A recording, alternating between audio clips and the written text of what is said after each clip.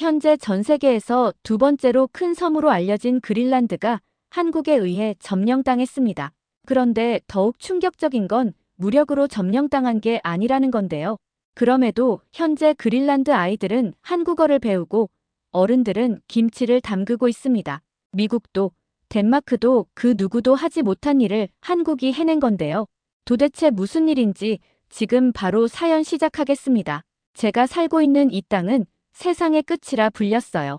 끝없이 펼쳐진 하얀 빙하와 모든 것을 집어삼킬 듯 푸른 바다가 전부인 곳. 외부와 단절된 채 수만 년을 살아온 우리의 터전이었죠. 제 이름은 푸야르토크. 저는 어릴 때부터 조상들처럼 사냥꾼이 될 거라고만 생각했었는데 이제는 이 땅의 환경 변화를 연구하는 해양 생물학자가 되었죠. 저는 매일매일 제가 얻은 데이터를 보며 절망했어요. 빙하가 녹아내리고 폭풍이 거세지고 바다의 온도가 올라가고 있었거든요. 평화롭고 순수했던 우리의 세상은 바깥 세상의 오만함과 탐욕 때문에 병들어가고 있었어요. 특히 저는 한국이라는 나라가 그랬어요. 그곳은 기술만 앞세워 자연을 파괴하고 영혼 없는 기계들로만 가득 찬 차가운 나라라고 믿었죠. 그러던 어느 날 낯선 이의 방문 소식이 들려왔어요. 그는 거대한 카메라와 이상한 드론을 짊어지고 왔더군요. 자신을 한국의 방송국에서 온 다큐멘터리 프로듀서 헌우라고 소개했어요. 그는 제게 이 위태로운 상황을 카메라에 담아 전 세계에 알리고 싶다고 했죠. 저는 그가 한없이 못마땅했어요. 저희의 비극을 구경거리로 만들어 돈을 벌겠다는 속셈이라고 생각했거든요. 저는 그에게 쌀쌀맞게 말했어요. 당신들은 빙하가 녹는 것을 보고 싶어만 할 뿐, 왜 녹는지, 우리가 어떻게 고통받는지는 관심이 없겠지요. 헌우는 아무 말 없이 제 말을 듣고만 있더군요. 그 무표정한 얼굴이 제 편견을 더욱 굳건하게 만들었죠. 며칠 후 새벽에 들려온 굉음에 잠이 깼죠. 지진이라도 난 줄 알았는데 아니었어요. 그건 바로 빙하가 붕괴하는 소리였죠. 마을의 유일한 식수원이었던 빙하에 거대한 균열이 생기고 있었어요. 주민들은 공포에 질려 어쩔 줄 몰라 했죠. 어린아이들은 울부짖었고 어른들은 망연자실한 표정으로 하늘을 쳐다보고 있었어요. 제 심장도 얼음처럼 굳어버리는 것 같았죠. 그때 제 눈앞에서 더 끔찍한 일이 벌어졌어요.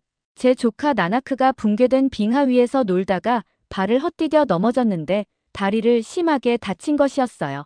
저는 한달음에 조카에게 달려갔죠. 그의 다리는 퉁퉁 부어 있었고 고통스러운 표정으로 저를 바라봤어요. 저는 어떻게 해야 할지 몰랐죠. 마을에 단 한 명뿐인 의사는 다른 마을에 진료를 가셨고 급히 치료를 해야 할 응급의료 장비는 이미 낡아서 고장난 지 오래였거든요. 마을 사람들은 저를 향해 어서 빨리 나나크를 살려줘라고 외쳤지만 저는 아무것도 할 수 없었죠. 무능력한 제 모습에 좌절하고 말았어요. 그때 저 멀리서 한 사람이 뛰어오는 것이 보였어요. 바로 헌우였죠. 그는 숨을 헐떡이며 제게 다가왔어요. 저는 그에게 당신이 이곳에 올 때가 아니에요. 돌아가요. 이곳의 비극은 당신이 생각하는 것보다 훨씬 끔찍하니까요 라고 말했죠. 헌우는 제 말을 듣는 둥 마는 둥 하더니 거대한 카메라 가방을 내동댕이 쳤어요. 그리고는 그 안에서 태블릿 PC와 휴대용 위성 송수신기를 꺼냈죠. 저는 그가 왜 이런 상황에서 기술 장비를 꺼내는지 이해할 수 없었어요. 헌우는 제게 잠시만 믿어주십시오. 이 아이를 살릴 수 있어요 라고 말했어요. 저는 그의 말을 믿을 수 없었지만 지푸라기라도 잡는 심정으로 그를 바라봤죠. 헌우는 저를 보더니 아이의 다리를 제게 보여주십시오.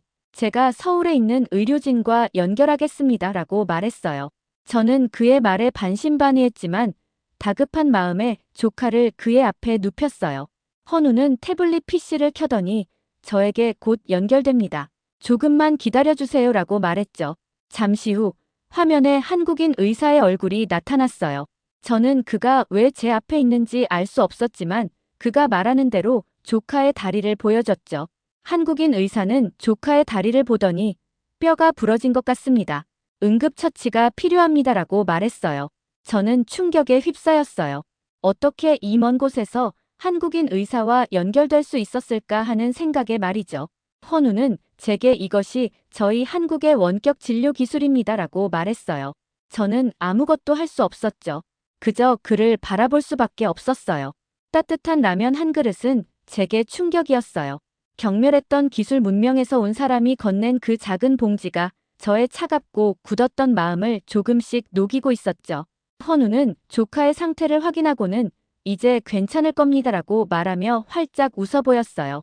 그의 따뜻한 미소는 차가운 빙하와 대비되어 더욱 특별하게 느껴졌었죠. 저는 그에게 고마움을 전했죠. 정말 고마워요. 당신의 도움 덕분에 조카를 살릴 수 있었어요. 헌우는 고개를 숙이며 천만에요라고 답했죠. 그날 이후 저는 헌우를 향한 경계심을 완전히 풀지는 못했지만 이전처럼 매몰차게 대할 수도 없었어요. 그는 매일 아침 정확한 시간에 제게 찾아왔고 우리는 함께 빙하를 탐사하기 시작했죠. 헌우는 신기한 장비들을 꺼내 빙하 곳곳을 촬영했어요. 제 눈에는 그저 다큐멘터리 영상을 위한 화려한 기술로만 보였죠. 하지만 저는 의문이 들었어요. 그는 단순히 아름다운 풍경만을 담는 게 아니었거든요. 빙하의 미세한 균열, 녹아내리는 얼음의 소리, 그리고 바다의 수온까지 모든 것을 꼼꼼하게 기록하고 있었죠. 어느 날은 거대한 빙하 덩어리가 갈라지는 것을 발견했어요. 헌우는 재빨리 드론을 띄워 그 모습을 카메라에 담았죠. 저는 그의 행동이 단순히 흥미 위주로 재난을 찍는 것 같아 씁쓸했어요. 당신에게는 이 모든 것이 그저 멋진 영상미인가요? 제가 물었죠. 헌우는 제게 이것은 자연의 비명이자 경고입니다. 저는 이 소리를 온 세상에 들려주고 싶어요라고 답했어요. 그의 진지한 눈빛은 진심으로 느껴졌지만 저는 여전히 의심을 거둘 수 없었죠. 그가 보여주는 기술들이 결국은 인간의 탐욕에서 비롯된 것이라는 생각에서 벗어날 수 없었거든요. 그는 제게 한국에 대한 많은 이야기를 들려줬어요. 한국은 빨리빨리 문화 때문에 항상 바쁘게 살아가는 사람들이 모여있는 곳이라고요. 잠시도 멈춰 서지 않고 앞만 보고 달려가는 나라. 그래서 자연의 소중함을 잊어버린 나라라고 저는 생각했죠. 그는 제게 한국의 야경 사진을 보여줬는데 끝없이 이어진 빌딩 숲과 화려한 불빛은 제게 차갑고 숨막히는 느낌을 주었어요. 저런 곳에서 어떻게 살 수 있나요? 제가 물었죠. 헌우는 저희도 그렇게 생각하는 사람들이 많아요. 하지만 저런 불빛들이 모여서 누군가의 외로움을 달래주기도 합니다라고 답했어요. 저는 그의 말이 무슨 뜻인지 이해할 수 없었죠. 며칠 동안 헌우와 함께 다니며 그는 제게 신기한 것들을 많이 보여줬어요. 뜨거운 물만 부으면 바로 먹을 수 있는 컵라면, 냄비 하나로 수십 가지의 맛을 낼 수 있는 다양한 라면들. 우리는 매일 점심시간마다 빙하 위에서 라면을 끓여 먹었고 그것은 저희의 소중한 시간이 되었죠. 헌우는 자신의 유일한 식량을 매일 저와 나눠 먹었는데 저는 그런 그의 행동이 이해가 되지 않았어요. 혼자 먹어도 될 텐데요? 제가 물었죠. 헌우는 한국 사람들은 밥을 혼자 먹지 않아요. 정이 많은 민족이라서요. 나누는 것을 좋아합니다라고 답했어요. 저는 그의 말에 또다시 의문이 들었어요. 정이 많다? 과연 그럴까? 제가 알고 있는 한국은 경쟁이 치열하고 각박한 사회였거든요. 어느 날 우리는 한겨울인데도 녹아내린 빙하 틈에 빠질 뻔한 위기를 겪었어요. 헌우는 제게 도움을 요청했고 저는 그를 간신히 구했죠. 그는 저를 보며 정말 고마워요. 당신 덕분에 살았어요라고 말했어요. 저는 당연한 것을 한 것뿐입니다라고 말했죠. 헌우는 제게 저희 한국의 정이라는 단어가 있습니다. 마음과 마음이 이어져서 서로를 돕고 보듬는 것을 말해요라고 설명해 주더군요. 저는 그의 말에 고개를 끄덕였지만 속으로는 당신이 말하는 정은 그저 영상에 담기 위한 겉모습일 뿐이겠지라고 생각했어요. 그의 친절이 진심이라고 믿기엔 제가 가진 편견이 너무 깊었거든요. 그날 밤 저는 헌우가 남긴 태블릿 PC를 보며 한국에 대해 검색해봤어요. 한국, 기술, 사회 제가 알고 있던 정보들이 그대로 쏟아져 나오더군요. 치열한 경쟁 사회, 개인주의, 외로운 도시. 저는 검색 결과를 보며 고개를 끄덕였어요. 역시 내가 틀리지 않았어라고 혼잣말했죠. 하지만 마음 한편으로는 알 수 없는 공허함이 밀려왔어요. 헌우가 말했던 정이라는 단어가 자꾸만 머릿속을 맴돌았죠. 그의 친절함은 어디서 온 것일까? 저는 제 스스로에게 물었어요. 그리고 그 의문은 저를 더욱 혼란스럽게 만들었었죠. 밤늦도록 잠을 이룰 수 없었어요. 헌우가 남긴 태블릿 PC가 머릿속에서 떠나지 않았죠. 저는 그가 말했던 정의라는 단어가 자꾸만 맴돌았지만 제가 알고 있던 한국 사회의 모습과는 너무 달랐어요. 그의 친절이 진심이라고 믿기엔 제가 가진 편견이 너무 깊었죠. 결국 저는 자리를 박차고 일어나 그의 태블릿 PC를 다시 들여다봤어요. 헌우의 다큐멘터리 폴더 외에 숨겨진 파일이 있을 거라고 직감했거든요. 그가 저를 속이고 있다는 증거를 찾고 싶었죠. 그러다 태블릿 PC의 구석에서 암호가 걸린 비밀 폴더를 발견했어요. 프로젝트 빙하의 심장이라는 알 수 없는 제목이 붙어 있었죠. 저는 제게 없는 데이터가 그 안에 있을지도 모른다는 직감이 들었어요. 호기심을 이기지 못한 저는 조심스럽게 암호를 입력해봤어요.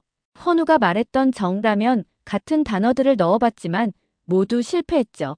그때 문득 그가 빙하 위에서 저를 구해주고 했던 말이 떠올랐어요. 당신 덕분에 살았어요. 그 말은 단순히 감사 인사가 아니라 진심 어린 고백이었죠. 저는 그 말을 넣어봤고 폴더가 열렸어요. 그 안에는 다큐멘터리 영상 외에 알 수 없는 파일들이 가득했어요. 저는 그저 영상 소스라고 생각하고 파일을 눌렀는데 제 눈앞에 나타난 건 단순한 영상이 아니었어요. 헌우가 드론으로 촬영했던 빙하 영상 아래 수많은 데이터들이 실시간으로 기록되어 있었죠. 빙하의 미세한 균열 상태, 녹아내리는 속도, 그리고 바닷물의 염도와 수온까지 제가 몇 년에 걸쳐 겨우 손으로 기록했던 데이터들과는 비교할 수 없을 정도로 정교하고 방대한 자료들이었어요. 헌우가 드론으로 촬영한 빙하의 모습은 단순한 풍경이 아니라 붉은색과 푸른색 선으로 표시된 복잡한 3차원 모델이었죠. 저는 제 눈을 의심했어요. 이 모든 것을 헌우 혼자서 했을 리가 없었으니까요. 저는 파일의 출처를 확인했고 믿을 수 없는 이름들을 보게 됐어요. 서울대학교, 한국과학기술원. 제가 차갑고 기술만 앞세운다고 생각했던 나라의 최고 연구소들이 제 연구를 돕고 있었다는 걸 알게 됐죠. 제 머릿속은 혼란스러웠어요. 어떻게 이런 일이 가능할까? 저는 그동안 그를 향해 품었던 모든 오해가 부끄러워졌죠. 더 깊이 파고들었을 때 저는 헌우가 한국에 보낸 한 통의 이메일을 발견했어요. 수신자는 서울대학교의 한 교수였고 이메일에는 이런 내용이 담겨 있었죠. 그린란드의 빙하는 우리가 생각했던 것보다 훨씬 빠르게 녹고 있습니다. 저희가 가진 기술로 이들을 도울 수 있는 방법을 찾아야 합니다. 저의 다큐멘터리가 그 첫걸음이 되었으면 좋겠습니다. 그 순간 저는 모든 것을 깨달았어요. 그가 말했던 정이 많은 민족, 마음을 나누는 라면, 그리고 그가 저를 돕기 위해 무릅썼던 모든 위험들까지 이 모든 것의 이유가 바로 이 이메일에 담겨 있었던 거예요. 그의 다큐멘터리는 단순한 기록이 아니라 우리에게 닥친 위기를 세상에 알리고 도움을 요청하기 위한 절박한 외침이었던 거죠. 저는 그동안의 제 오만함에 눈물이 났어요. 저는 그를 이용하려는 사람이라고 오해했고 그의 진심을 외면했었죠. 그는 그저 우리를 돕고 싶었을 뿐이었는데 말이에요. 제가 경멸했던 한국의 차가운 기술은 사실 사람을 향한 뜨거운 마음을 담는 그릇이었던 거죠. 빙하 위에서 라면 한 그릇을 나눠 먹던 순간 제게 느껴졌던 따뜻함이 바로 이 진심이었구나 싶었어요. 그날 새벽 저는 태블릿 PC를 든 채 헌우의 숙소로 향했어요. 문을 열자 그는 곤히 잠들어 있었죠. 저는 그의 잠든 얼굴을 물끄러미 바라봤어요. 이 바보 같은 사람아 속으로 중얼거렸죠. 그는 제게 라면 한 그릇을 건네면서 저희 한국 사람들은 정이 많아요라고 말했었죠. 저는 그 말을 이제야 진심으로 이해할 수 있었어요. 동이 트자 그는 눈을 떴고 저를 보더니 푸야르토크, 왜 여기에 있어요? 무슨 일 있었어요? 라고 물었죠. 저는 그의 진심에 목이 메어 아무 말도 할 수 없었어요. 겨우 입을 열어 당신이 제게 숨겨왔던 비밀을 알아버렸어요 라고 말했죠. 헌우는 당황한 표정으로 저를 바라봤고 저는 그에게 당신은 저를 도우러 온 것이었군요. 저는 당신을 오해했어요. 정말 미안합니다라고 말했어요. 헌우는 아무 말도 하지 않고 저를 꼭 안아주었죠. 따뜻한 그의 품에서 저는 모든 오해와 편견을 완전히 씻어낼 수 있었어요. 며칠 후 마을 회관에 모인 사람들의 얼굴에는 근심이 가득했어요. 빙하 붕괴 이후 물을 구하기 위해 매일 목숨을 걸어야 했거든요. 마을의 최고 어른이신 아쿠탁 할아버지는 무거운 표정으로 우리 마을은 이제 끝난 것 같다라고 말했어요. 모두가 고개를 떨구고 있었죠. 그때 저는 조용히 자리에서 일어났어요. 모든 진실을 밝힐 시간이 왔다는 것을 알았죠. 제 손에는 헌우의 태블릿 PC가 들려 있었어요. 아쿠탁 할아버지가 제게 푸야르토크, 자네에게 무슨 할 말이라도 있나? 라고 물으셨죠. 저는 떨리는 목소리로 입을 열었어요. 네, 할아버지. 그리고 마을 사람들 모두에게 꼭 할 말이 있습니다. 저는 제 진심을 전하고 싶었지만 지난날의 제 오만함과 편견이 떠올라 목이 메어왔죠. 저는 겨우 힘을 내서 말을 이어갔어요. 저는 한국이라는 나라를 오해했습니다. 기술만 앞세운 차갑고 정없는 나라라고 생각했었죠. 헌우 씨를 처음 만났을 때도 저는 그가 우리의 비극을 구경하러 온 사람이라고 믿었었어요. 그래서 매 순간 그를 경계하고 의심했습니다. 제 말에 마을 사람들은 서로를 쳐다보며 술렁였어요. 헌우는 그저 조용히 서 있었죠. 저는 태블릿 PC를 들어올리며 말했어요.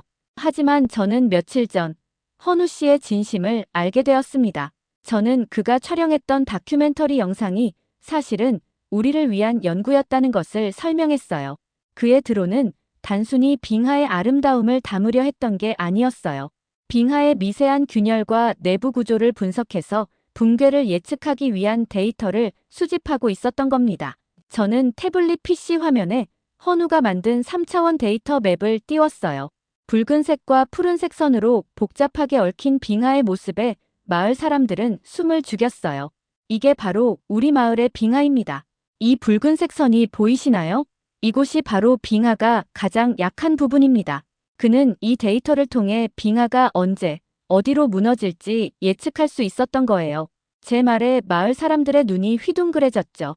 저는 계속해서 말했어요. 헌우 씨는 이 모든 것을 한국의 대학교와 연구소와 함께 진행하고 있었습니다. 제가 경멸했던 그 나라의 기술은 우리의 삶을 지키기 위한 따뜻한 마음을 담고 있었던 거예요. 저는 헌우가 교수에게 보낸 이메일을 보여줬어요. 이분은 다큐멘터리가 빙하의 위기를 알리고 우리에게 도움을 줄 첫걸음이 되었으면 좋겠다고 썼습니다. 제 말이 끝나자 마을 사람들은 충격과 감동이 뒤섞인 표정으로 저를 바라봤어요. 그리고 곧 그들의 시선은 헌우에게로 향했죠. 한 할머니가 조심스럽게 헌우에게 다가갔어요. 그녀는 마을에서 가장 한국을 경계했던 분이었죠. 할머니는 헌우의 손을 꼭 잡고 눈물을 흘리며 말했어요. 자네, 정말 고맙네. 내 평생 자네를 오해했었네. 할머니의 말을 시작으로 온 마을 사람들이 헌우에게 다가가 감사를 표했어요. 어떤 이는 그를 포옹했고 어떤 이는 그의 손을 잡고 눈물을 흘렸죠. 순식간에 회관 안은 따뜻한 활기로 가득 찼어요. 그날 저녁 마을 회관에서는 축제가 열렸어요. 마을 사람들은 전통 음식을 준비했고 헌우는 한국에서 가져온 재료로 특별한 음식을 만들었죠. 바다표범 고기를 넣은 김치찌개였어요. 얼핏 어울리지 않을 것 같은 조합이었지만 맛은 정말 환상적이었죠. 우리는 빙하 위에서 라면을 함께 먹던 그날처럼 모두가 한자리에 모여 웃고 떠들었어요. 이제 라면은 저희에게 단순한 음식이 아니었어요. 우리의 마음을 이어준, 그리고 우리의 오해를 풀어준 기적의 음식이었죠. 저는 헌우를 보며 말했어요. 이제 당신의 다큐멘터리를 만들 때가 된 것 같군요. 저도 기꺼이 출연하겠습니다. 헌우는 제 말에 활짝 웃었어요. 푸야르토크, 당신은 이미 이 이야기의 주인공입니다. 그의 말에 저는 가슴이 벅차올랐죠. 저는 헌우에게 고마워요. 그리고 미안합니다라고 말했어요. 그는 제게 저도 고마워요. 당신의 마을에 와서 진정한 정이 무엇인지 배웠습니다라고 답했어요. 우리는 함께 김치찌개를 먹으며 밖에서 불어오는 차가운 바람과는 달리 마음속은 따뜻함으로 가득 차 있었죠. 그날 밤 저희는 더 이상 고립된 섬의 주민들이 아니었어요. 저희는 한국이라는 따뜻한 나라와 연결된 새로운 세계의 일부가 된 거죠. 그날 이후 모든 것이 달라졌어요. 헌우가 만든 다큐멘터리 빙하의 눈물은 한국에서 방영된 후 전 세계적인 반향을 일으켰죠. 사람들은 우리의 삶과 빙하의 위기에 감동했고 특히 한국의 첨단 기술이 생명을 구하고 빙하를 지키는데 사용되었다는 사실에 경탄했어요. 기술은 마음을 담는 그릇이다라는 제 이야기는 많은 사람들에게 깊은 울림을 주었습니다. 그로부터 몇 달 후, 저는 한국의 한명문 대학에서 초청장을 받았어요. 한국의 과학자들과 함께 빙하 보존 연구를 진행해 달라는 제안이었죠. 저는 믿을 수 없었어요. 제가 경멸했던 나라에서 제게 손을 내밀다니요. 하지만 저는 이제 알아요. 그들의 손은 차가운 기술이 아닌 따뜻한 마음을 담고 있다는 것을요. 저는 그 제안을 기꺼이 받아들였고 곧바로 한국으로 향할 준비를 했죠. 마을 사람들은 저를 응원해 주었어요. 특히 조카인 나나크는 삼촌, 저도 언젠가 한국에 가서 의사가 될 거예요. 우리 같은 사람들을 돕고 싶어요라고 말했죠. 저는 그의 꿈에 가슴이 벅차올랐어요. 한국에 도착했을 때 저는 다시 한번 충격에 휩싸였어요.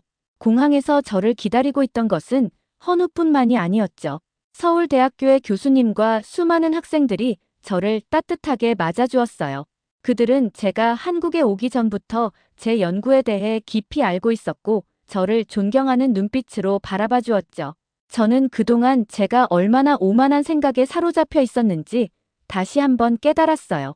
그들은 이미 오래전부터 저와 함께하고 있었던 거죠. 그 후 저는 한국에서 정말 많은 것을 보고 배웠어요. 첨단 기술은 단순히 삶의 편리함을 위한 것이 아니었어요. 멀리 떨어진 마을의 환자를 원격으로 진료하고 빙하의 미세한 변화를 실시간으로 분석하는 기술들은 모두 사람을 살리고 자연을 지키는 데 사용되고 있었죠. 저는 한국의 과학자들과 함께 빙하 보존 및 기술 교류 프로그램을 만들었어요. 한국의 젊은 과학자들이 우리 마을에 와서 함께 연구하고 우리 마을의 젊은이들이 한국으로 건너가 기술을 배우는 프로그램이었죠. 몇 년의 시간이 흘렀어요. 이제 우리 마을은 예전과는 완전히 달라졌죠. 태양광 패널이 설치되어 전기 공급이 안정적이 되었고 위성 인터넷 속도도 훨씬 빨라졌어요. 무엇보다 가장 큰 변화는 사람들의 마음가짐이었죠. 그들은 더 이상 외부에 고립된 섬의 주민들이 아니었어요. 자신들이 세상과 연결되어 있다는 희망과 자부심을 가지게 된 거죠. 어느 날 헌우가 다시 우리 마을을 찾아왔어요. 이번에는 다큐멘터리 촬영을 위한 것이 아니었죠. 그는 그저 우리 마을에 살고 있는 친구들을 만나러 온 것이었어요. 마을 사람들은 그를 가족처럼 따뜻하게 맞아주었죠. 특히 헌우의 도움으로 목숨을 구했던 나나크는 훌쩍 자라서 헌우의 품에 안겼어요. 나나크는 한국어를 유창하게 말하며 헌우 삼촌, 저 한국 가서 의사 공부 열심히 할게요라고 말했죠. 헌우는 나나크의 머리를 쓰다듬으며 언제든 환영한다라고 말해주었어요. 그 모습을 보며 저는 마음속 깊은 곳에서부터 뜨거운 감동이 밀려왔죠. 그날 저녁, 우리는 함께 모여 식사를 했어요. 저는 한국에서 배운 대로 바다표범 고기를 넣은 김치찌개를 만들었고, 헌우는 한국에서 가져온 된장으로 바다표범 된장찌개를 끓였죠. 우리는 함께 웃고 떠들며 식사를 했어요. 서로 다른 문화가 만나서 만들어낸 음식은 정말 특별했죠. 헌우는 제게 푸야르토크, 당신의 이야기가 많은 사람들에게 용기를 주었습니다. 당신 덕분에 저도 제 삶의 의미를 찾을 수 있었어요 라고 말했어요. 저는 그에게 고마워요, 헌우. 당신이 아니었다면 저는 여전히 편견에 사로잡혀 살았을 거예요. 당신 덕분에 저는 새로운 세상을 보게 되었습니다 라고 말했죠. 밤하늘에는 오로라가 아름답게 춤을 추고 있었어요. 저는 헌우와 함께 빙하 위에서 오로라를 바라보며 생각했죠. 모든 것은 라면 한 그릇에서 시작되었구나. 차가운 얼음 위에서 건넨 따뜻한 라면 한 그릇이 저의 마음을 녹이고 마을의 미래를 바꾸고 두 나라를 하나로 이어주었구나. 저는 이제 알아요. 기술은 결코 차갑지 않다는 것을요. 기술의 가치는 그 기술을 사용하는 사람의 마음이 결정한다는 것을요. 푸야르토크. 저는 이제 더 이상 외로운 섬의 주민이 아니에요. 저는 한국이라는 따뜻한 나라와 단단한 우정으로 묶여 있죠. 우리는 서로 다른 문화와 삶을 가지고 있지만 서로를 이해하고 존중하며 함께 나아가고 있어요. 저는 이 아름다운 이야기가 앞으로도 계속될 거라 믿습니다. 그리고 이 이야기가 이 세상의 모든 푸야르토크들에게 작은 희망이 되었으면 좋겠어요.